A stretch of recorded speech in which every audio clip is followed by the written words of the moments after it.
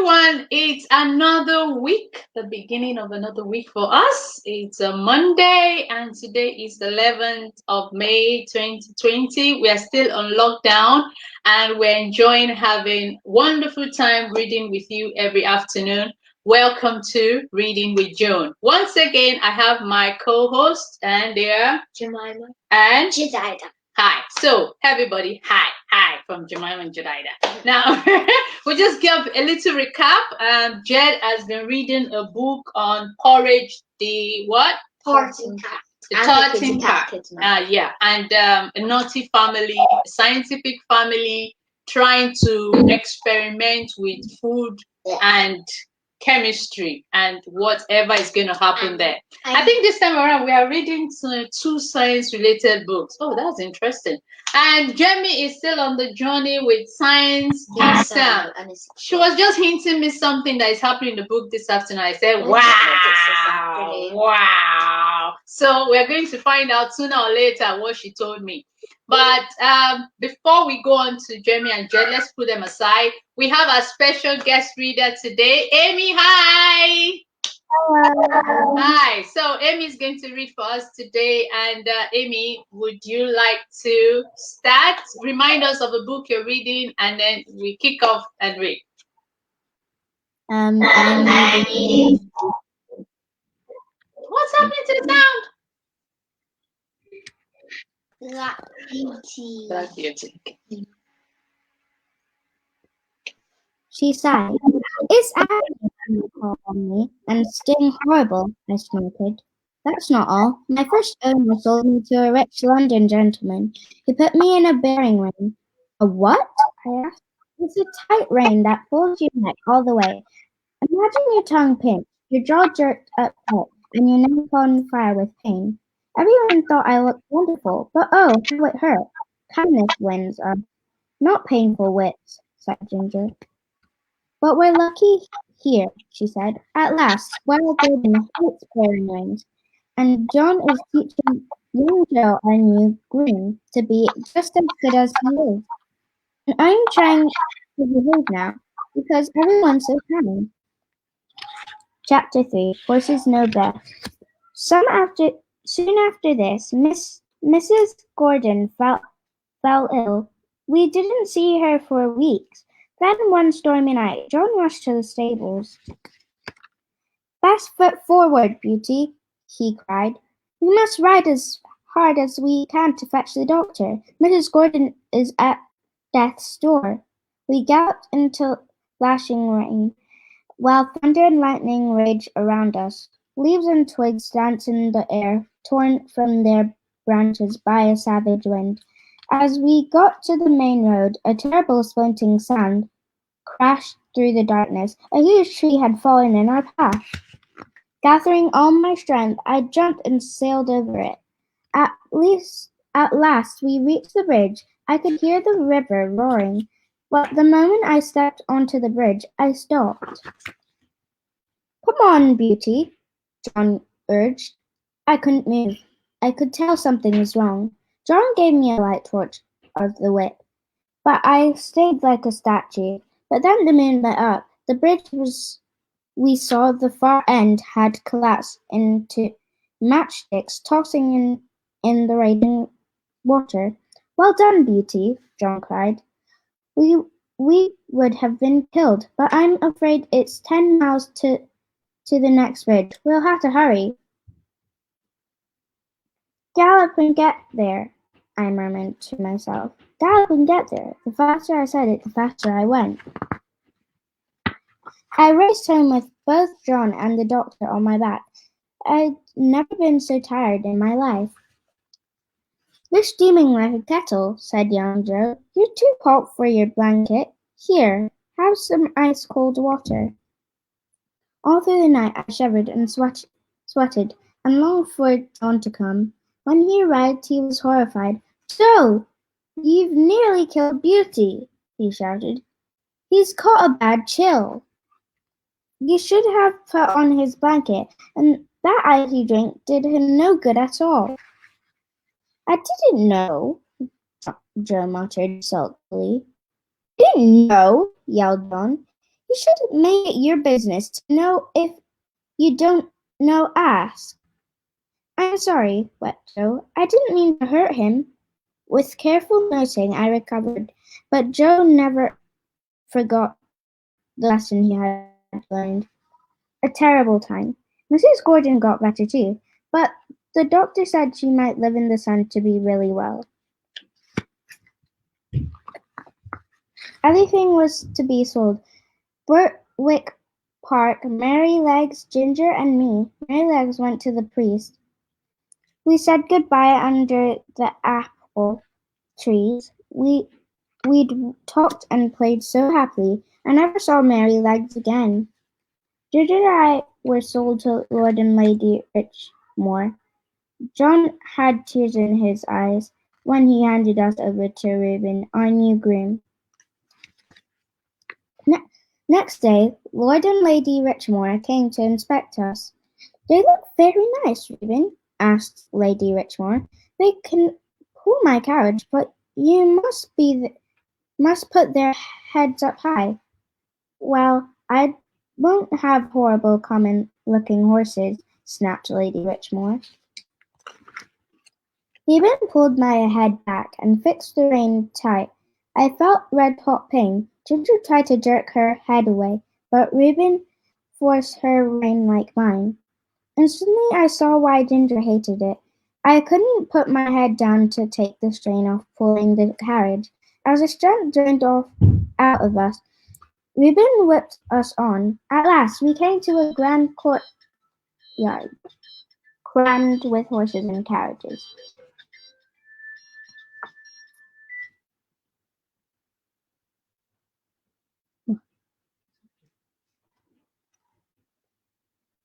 Thank you. Thank you for reading. Aimee, do you have any question for these girls from what you read?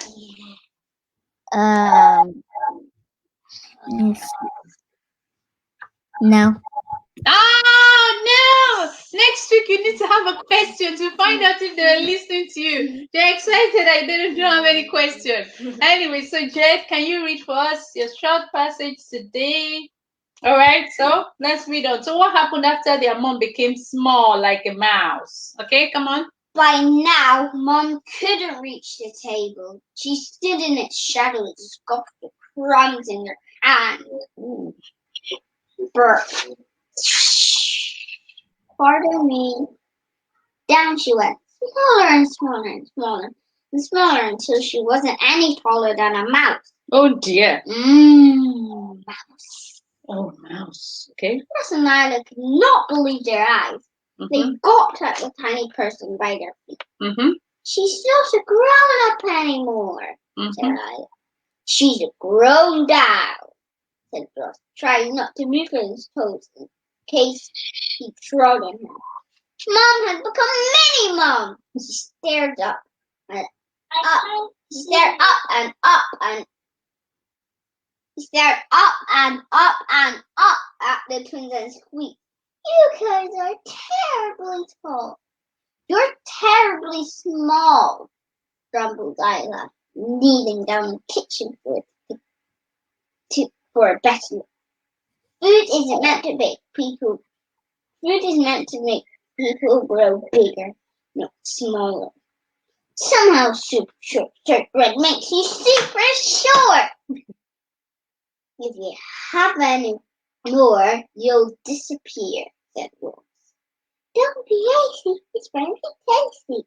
I will repeat what you just said. Don't be hasty, he's very tasty. His mom squeaked, Mini-Mom. Okay. Squeak, Mini-Mom.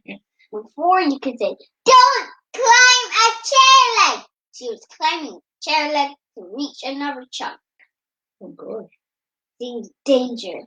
I jumped on the tabletop and battered the chair's shortbread through the open window, bounced on the grass and scattered crumbly chunks beside 6 big feather crows. They're crows. Crows. Half a dozen busy beak pats until all the pieces were gone. Suddenly, the big crow went, Ew. It shrank as small as a weaver that hums and sells things. because it doesn't know the word yet. Hummingbird. One by one, the little birds burst and shrieked, just like until every crow in the garden could fit in your hand. Or my food bowl. Oh no. Yum. That is so I unfair. can't eat crows. Oh, that is so unfair. So, kids, did you hear what happened today? I feel so sad for the little crows And Minnie Mom. and Minnie Mom. Because she might be eaten by porridge. Oh, she'll be eaten by porridge? She might. She might be eaten by porridge. Okay. All right. Tell me, Jed, do you have any question for the kids?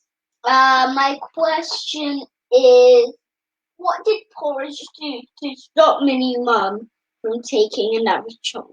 Okay, what did Porridge do to stop Minnie Mom from taking another chunk? Anybody? Okay, Triple Mom says, yeah.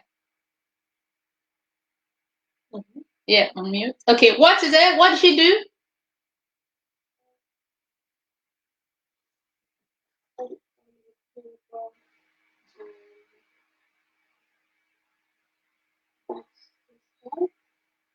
Yeah, kind of. You jumped on the table. Yeah, you're right. Any other person add another information? Okay, Ayo, what happened when you jumped on the table? No, we can't hear you. It's quite low. Do you want to increase your volume? And speak louder. Speak Tell louder. like Minnie Mom. Yeah. Okay. What did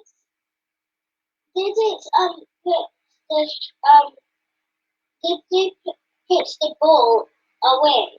It pushed the ball away, and what happened to the ball, Jed? It fell out of the window. It fell out of the window, and the crows that were outside ate them up, and they became tiny, weeny, little mini crows. Little mini crows because they ate the super shortbread. Whatever it is. Okay, that's an interesting book. So, Jed, can you give us some interlude? She's playing May's song today. I might have to do the tempo for her. Do you want me to do the tempo? No, Okay, good. Okay, right. So good. 1, 2, 3, go.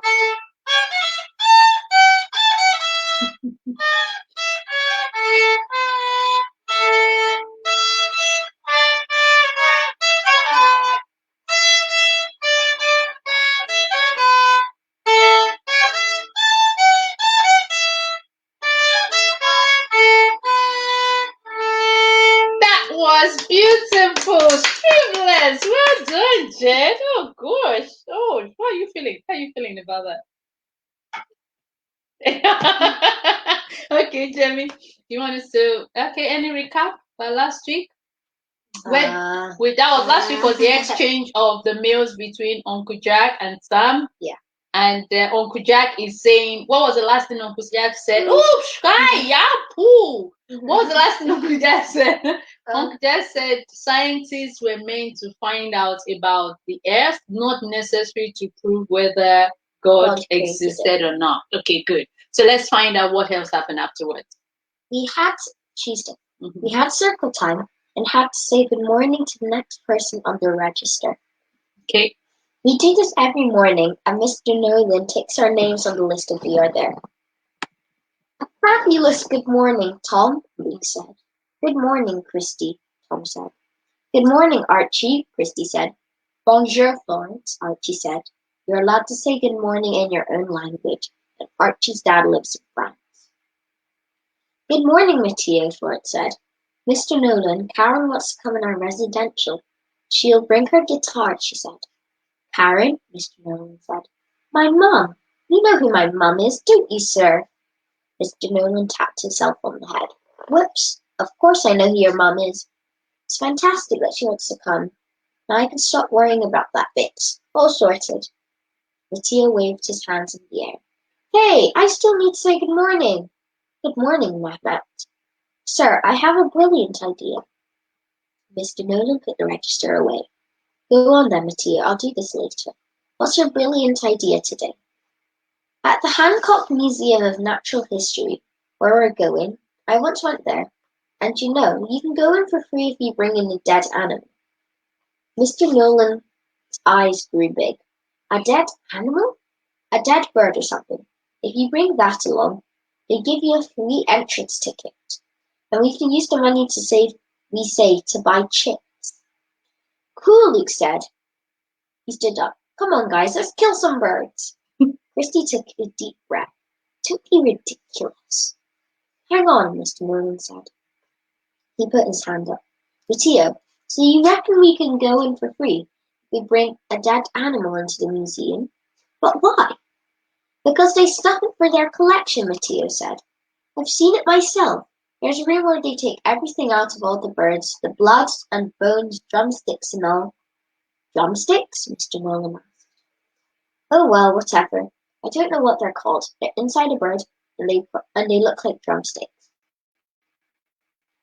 They probably call us a bird's drumstick, I said.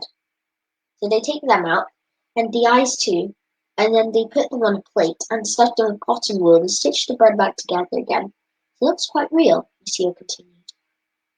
There was a sign that said you got free entry if you brought a dead animal, I think. There was silence for a moment. Do mosquitoes count too? Richard asked, or flies? I don't think so, Matteo said. He wobbled back and forth on his special wobble cushion. I think they have plenty of those. And you can't stuff them anyway, Archie said. They're far too small. Once we ran into a deer on the road with our car, Martin said. Then what happened? I asked. We phoned the animal shelter, replied Martin. They came. It should have died by then. They still took it though. Shame, Matteo said. You should have taken it home yourself. Then you definitely would have got a free ticket. At least 5 tickets, Luke said. A deer is huge. Hey, Archie suddenly shouted. I know. I've got dead mice, loads of them. In the freezer. Some of the class shouted, Eek, and yikes, and yuck. You've got dead mice in your freezer? Tom cried out. Why? For Alan, Archie said. He loves mice. I defrost them first, of course. I put them in the microwave until they're lukewarm, and then I feed him. Who is Alan? Christy said. My corn snake. He loves mice a lot. Mr. Nolan scratched his head. I don't think you'll get free tickets if you bring lots of dead mice. I really think they mean wild animals. I mean, animals you find in the wild. I don't know if this really will work out. We still have nearly 2 weeks, I said. That is quite a long time. If we start collecting dead animals, they will begin to smell, you know, Anna said. Dead animals.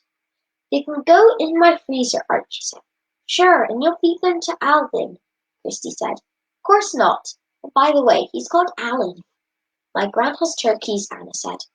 For Christmas. At least 17 of them. Shall I ask her she would kill one early for us? No, Mr. Nolan said. We are not killing any animals for our school trip. I strongly oppose it. We can ask if other people have any dead animals, Archie said. Canaries, maybe, or a rabbit. Or if a pigeon flies into a window and kills itself, I said. That had happened to us not that long ago.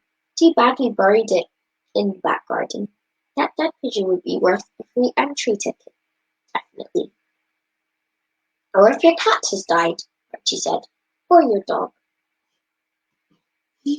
Anna began to whimper because her cat had just died, hit by a car. Christy put her arms around Anna's shoulder and gave Archie an angry look. You can put a note up at the corner shop, I said, in case people have dead animals. Well, it would save us a lot of money, Mr. Nolan pondered.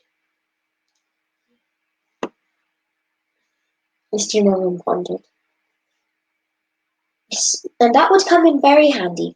We could indeed buy chips with the money we save, for instance. So if you find a dead bird along the roadside, we will bring it into school, I promised.